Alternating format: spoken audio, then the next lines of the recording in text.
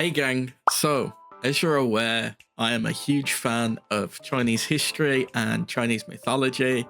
So I kind of wanted to share that a bit with you. So today we're going to be checking out a video called Three Kingdoms Oversimplified. It's basically gives you a simple rundown of Three Kingdoms, which was I say it's a period in China, but it was basically during the Han Dynasty. And Three Kingdoms were Wei, Wu, and Shu, which were like the main factions that played a major role during that time. So yeah, I thought we'd sit down, watch it a bit, and go from there. So let's jump in. Okay, I'm really looking forward to this. Chinese history, man, such a good history. I played like so many games and read so many books about it. And Han Dynasty was like one of my favorites. So I'm looking forward to sharing this with you and learning a bit more. So let's jump in. This video was made possible by Total War 3 Kingdoms. Total War. I still need to pick that up as well. It was support my like channel I love the Total War games, but I haven't got around to picking up Three Kingdoms also, yet. New merch available now in the store. Hey, new merch. New character pin. Nice. I wonder who it could be. Is that George? Ancient China. The sun is shining. Good. Birds are singing. Beautiful. The children are playing in the village square. Hey, good for them. What a wonderful time to be alive. It surely is. The Yellow River flooded again and destroyed all your crops. Never mind. And also we're being raided by nomadic tribes. Oh, that's even worse. And also this period of Chinese history may be entirely mythical, meaning you may not even exist. Oh, that's that good. would certainly explain the laser eyes. The laser eyes. Chinese civilization began around the year 2000 BC when the possibly mythical Xia dynasty was formed. Throughout China's history, dynasties would usually rise up with a powerful leader who worked for the emperor. But over time, the leaders would become more corrupt and self-serving. The evil emperor. Someone would inevitably build a lake of alcohol, and the angry populace would overthrow them, giving way for a new dynasty to rise. The new emperor. The Xia dynasty was replaced by the Shang, who liked bronze and writing. But then the leaders got corrupt and were replaced by the Zhou, who liked iron and philosophy. But that one sort of just fell apart and was replaced by the Qin, who liked building walls and people made out of rock. But they were pretty tyrannical from the start. They were quickly replaced by the Han, who liked creating new Han Dynasty and getting in touch with their emotions. In line with this pattern, the Han Dynasty came about under the strong and popular leadership of Emperor Gaozu. The dynasty remained firmly in place for over 4 centuries and was considered a golden age in Chinese history. Stayed around for a while then. Forms of art, political thinking, technology. Oh, looks like all the leaders. Hey, he's got a fidget spinner. Probably the biggest problem in ancient China's political system that allowed so much corruption to come about all the time was a little something called court culture. Let me explain. Not the court culture. Imagine for me, if you will, that you are the son of the Chinese emperor. Hooray! Nice. Now, apart from how weird it is that you have a ton of stepmoms, and many of them would like to kill you, and also all of your friends are middle-aged Stepmoms don't like him though. Life's pretty alright. One day, your father says, "Son, I know our relationship hasn't been the best, and I've never said this before, but I just want to let you know that I love you." Oh no, I'm having a heart attack! No. Look at you. You'll never hear those words. I'm so proud of you. But wait. You are but a child and have no idea how to rule over a massive empire. Gonna need some help. Fret not, because just about everyone in your court wants to help you out with that. Hey That's man, good. Remember me? I'm your mom. Totally not shady, I uncle. Someone to rule over China for you. I mean, to help you rule China. So hey, here's a popsicle. Hey, popsicle though, can't go wrong. We've been your friends and your personal caretakers your whole life, and even though we may have no dongs, I think you should give us all the power to rule China. I mean, help you rule China. So who will you be? Something tells me neither of them are a good option. Your loyal eunuchs. And towards the end of the I mean, you go with the loyal ones, don't you? Allowed more and more power to fall into the hands of the eunuchs. Oh no, now they're scheming too. They began handing out government jobs for bribes, heavily taxing the poor for their own wealth. And while you're sitting there eating your popsicle, everyone in your court is literally murdering each other to try and consolidate more power. At least he's got popsicle. While all the peasants are outside like, hey, did you guys know there's been a drought out here for 2 years?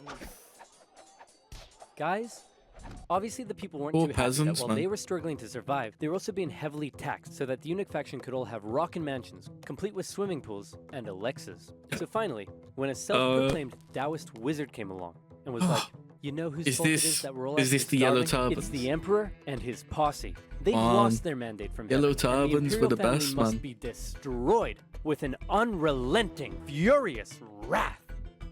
Also, check this out. Huh? Can you tell what it is yet? Ta-da! It's a little kitty cat.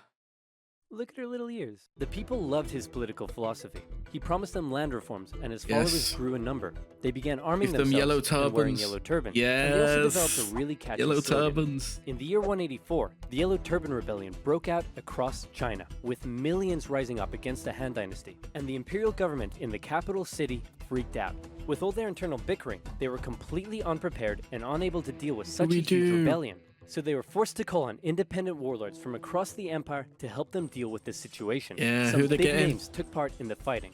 I'm talking the likes of the great Cao Cao, Cao the Cao. tyrannical Dong Zhou, Dong Liu Zhou. Bei, Sun Liu Jian, Bei, and many Sun Jian. other Chinese names I am Classics. definitely not pronouncing correctly. Classics. These warlords crushed the rebellion in their own respective regions, and with casualties in the millions, the Han Dynasty breathed a huge sigh of relief. Phew. But what they didn't realize is that by relying on all the warlords and their armies, they had essentially diminished their own central control over the empire. And many of the warlords now held the power to act almost completely independently That's true. and rule over their own local regions themselves.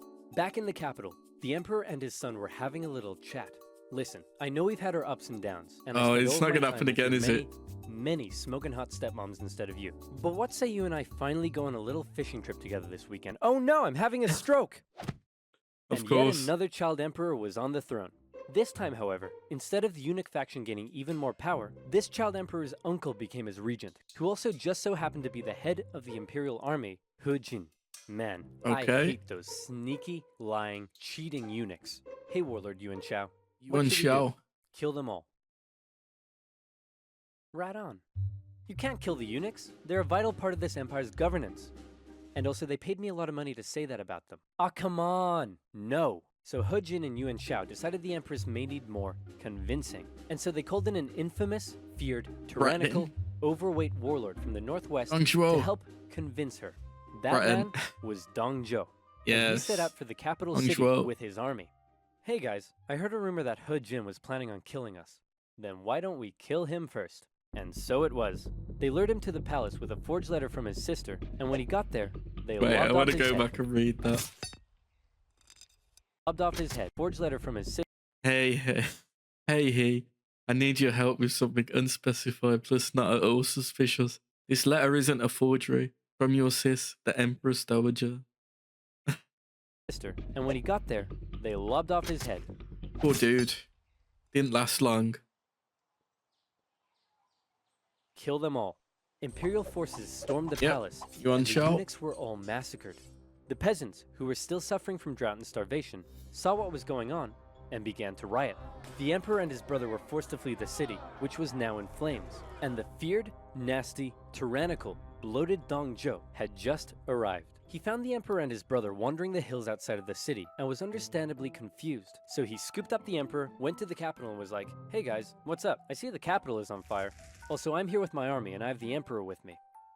Wait a minute, the capital is on fire, I'm here with my army, and I have the emperor. Screw you guys, I'm in charge. So now Dong Zhou ruled over the Han Dynasty as the emperor's regent. Yes. His first act was to say to the emperor, "Hey man, no hard feelings, but I like your little brother better, so I'm actually making him emperor instead of you, so you're free to go do whatever you want." Actually, Not for long. yeah, Just, yep. that feels better. Just take Dong him Zhou out. ruled with an iron fist, and he did whatever the flip he wanted. He made absolute decisions himself, showing no regard for the monarchy. He had his opponents or those who disagreed with him killed. He broke protocol, doing things like keeping his sword when approaching the emperor, wearing shoes in the court, Not the Crocs. sleeping in the emperor's Disrespectful. bed, and worst of all, he would walk in the presence of the emperor. You were meant to trot. The other warlords around the empire hated him, and so they said, "Something needs to be done about this guy. What say we form a coalition and oust him?" And it was They agreed. can try. Warlords from across China, their armies amounting to 100,000 men, allied together against the tyranny of Dong Zhou. Yuan Shao's coalition consisted of some of the nation's most capable leaders, including his half-brother Yuan Shu, the great Cao Cao, and Sun Jian. But Dong Zhou had an ace up his sleeve. His Lu Bu. protege, an adopted son, one of the Lu most Bu. skilled and feared warriors in all of China. It's Lu Bu. This guy was a beast Lu of a Bu man. was He a never lost beast, a duel, man. and no other warlord dared challenge him to one. He was also famous for betraying just about every warlord he ever fought for, something that Dong Zhou didn't seem too concerned about. The coalition attacked Dong Zhou in Luoyang, and in particular, Yeah, Sun Jian's betrayed forces everyone. inflicted a heavy defeat against him. Yeah, and don't he was worry forced about to it. flee to the city of Chang'an. After this initial success, however, the war entered into a stalemate. You The lose warlords at in the coalition Chang'an, realized telling it was you. going nowhere, and also they all secretly hated each other. So they all went home. Dong Zhou was safe. Until... Legend has it that a government official in Chang'an had a daughter who was hot. Super hot. He invited Lu Bu to his home and promised Lu Bu that someday he could marry his daughter. Yes. Then, he invited Dong Zhou to his house and did the exact same thing. Dong Zhou was so smitten that he insisted on taking her as his concubine immediately. And when Lu Bu heard the news, he was pretty unhappy. Hey man, aren't you worried that you stole Lu Bu's girl and betrayal is like his personal don't steal hobby? Lu Bu's girl. Lu Bu? Betray me? Yeah, he No won't way, do man. that. Never gonna happen. Never mind. Ah, crap. Lu Bu, along with other government officials, assassinated the tyrannical Dong Zhou. Then they left his body burning in the streets. Some sources say Yeah, he he was didn't so last fat long. and oily, he kept on burning for days. Nice. Pulling out the marshmallow. So with Dong Zhou dead, and the power of the Han government essentially decimated, China was left with a huge power gap, and a ton of warlords who all slept soundly at night dreaming of being the one to fill it. Here we enter into a crazy and chaotic period of civil war all across China, with so many people, so much betrayal, so much intricacy, it makes Game of Betrayal Thrones look like everywhere. a Dr. Seuss publication. But just to give you an idea of how crazy and chaotic it was, see if you're able to keep up with this. Are you ready? Here we go. Here's a rough map of the warlords throughout the Han Dynasty at the time. Half-brothers Yuan Shao and Yuan Shu were both in a power struggle for who would become the figurehead of their family. Yuan Shu made alliances with warlords in the north, along with Sun Jian, the guy who defeated Dong Zhou. Yes. Yuan Shao also made alliances with Liu Biao in the south and Cao Cao, who was an amazing strategist and general. All of these warlords began fighting each other. Cao Cao began building his own strength by subjugating nearby remnants of the Yellow Turban Rebellion into his own forces. Cao Cao. Down south, things weren't going so well for Sun Jian. He's the one as he they was gotta killed watch in an out for. ambush. So Sun Sun Sun Ce took over. Then Yuan Shu got pushed back to the river Huai, so he ordered Sun Ce to take the territory of warlord Lu Kang. Then Sun Ce went off to capture territories in the east for himself. Cao Cao's family lived in this province over here. One day, they were murdered. Oh no, Cao Cao held the province's governor responsible, and so he launched a cruel invasion in which he pillaged cities and murdered over 100,000 civilians. The governor sent was out a not call for happy. help, and a very popular, likable warlord by the name of Liu Bei came to his aid. However, while Cao Cao was away fighting, a rebellion was staged against him in his home province by none other than it's Lu Bu. Cao Cao rushed home and defeated Lu Bu, who fled to the east, which by now had been inherited by Liu Bei. Then Lu Bu, surprise surprise, launched a rebellion against Liu Bei, who fled to Cao Cao. Together, Cao Cao and Liu Bei would go on to invade and defeat Lu Bu. Lu Bu offered to join Cao Cao, and Cao Cao considered the offer. But his advisors were like, no way, man. This guy's betrayed literally everyone he's ever worked for. Boo-hoo, Let's Lu not Bu trust was him. executed. Next, Cao Cao convinced the emperor to That move was in the with end him. of Lu Now Bu. he's in control of the Han government, something that made his allies very jealous. Yuan Shu, out of nowhere, decides to declare himself emperor of the new Zhong dynasty. Nobody liked that. His allies cut ties with him. The imperial government ordered everyone to kill him. He tried to flee to his brother Yuan Shao, but died of illness on the way. Sun Ce took over his territory, and then got assassinated. So his brother, Sun Chen, took over. Liu Bei turned on Cao Cao, but got obliterated and was forced to flee south. They did Yuan not have a Shao good finally time, did defeated they? the They warlord keep to his getting north, and assassinated. could now focus south. He declared war on his ally Cao Cao, but was defeated at the Battle of Guandu. Cao Cao has now united the north, and he turned his attention to the south. In particular, Liu Biao's province was becoming a powerful threat, so Cao Cao attacked him. Liu Bei was now fighting for Liu Biao, and he held Cao Cao off for a while. But then Liu Biao died, and his son took over, and immediately surrendered to Cao Cao. Liu Bei was horrified, and he fled southward to try and maintain control of the province. Cao Cao was on an absolute roll, and it looked like he would be the one to take control of China. Cao He began Cao was making plans close, to man. attack both Liu Bei and Sun Chen, and the two of them, seeing where things were headed, met up and decided to form an alliance. Now, I know that was a lot to take in, but all you really need to know at this point is that this guy is on his way to taking over everything, and he's about to throw his full weight at the southern warlords. These two have one chance, one battle, to prevent him from invading the south. And that battle was the famous Battle of Red Cliffs. Red To Cliffs. take the south, Cao Cao would need to control and cross the mighty Yangtze River. He had over 200,000 men to face against Liu Bei and Sun Chen's combined force of 50,000. How would they stand a chance when they were so outnumbered? Legend says most of Sun Qian's advisors pleaded with him to surrender, but then he smashed up a table and they all backed down. Luckily, Cao Cao's forces were ravaged by disease and exhaustion, and his northern soldiers weren't too comfortable on ships. So when Cao Cao sailed down the river and the two sides met for an initial skirmish at Wulin, Cao Cao was unable to inflict a defeat against the allies. Then one of Sun Qian's men came up with a very sneaky plan. He sent Cao Cao a letter, pretending that he and others wanted to defect to his side, and offered to bring him some of Liu Bei and Sun Qian's finest ships. Little did Cao Cao know, however, that those ships were full of flammable reeds. As they approached his fleet, they were set alight. Yeah, that's how you do it. In camp. Seeing the situation as hopeless, Fake Cao Cao betrayal. ordered a difficult retreat through the rain and marshlands, during which more of his men fell to illness and disease. The underdogs had won, and Cao Cao would never again have another chance to take the south.